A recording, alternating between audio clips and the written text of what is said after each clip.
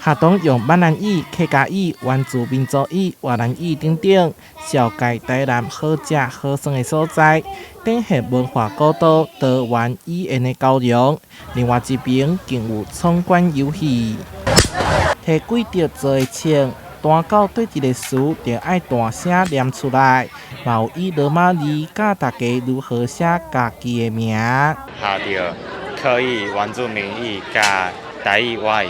外名的台語，用遊戲的方式，然後讓他去學到一些平常看不到、用處比較少一點的稀奇的台語。過關的名是人名台語聲，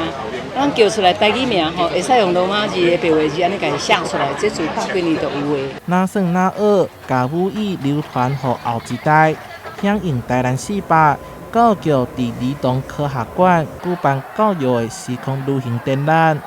呈現各時代課本和物品，代表着無同的教育方向和社會發展。以前的課本是學白，即馬比較彩色的。我嘛希望會當發展咱這個上新的科技，互上新的科技來帶領咱台灣的教育未來，互囡仔了解過去的這個傳統的時期的教育，嘛有未來新興的教育，攏佇咱這個展覽內底會看得到。館內嘛結合 AI、XR、多媒體影音等互動式科技，民眾會當體驗到校園生活、未來教育。而且每禮拜假日時啊，佇廣場攏會設計多元的主題活動，大家千萬唔通錯過。台南新聞出來採訪報道。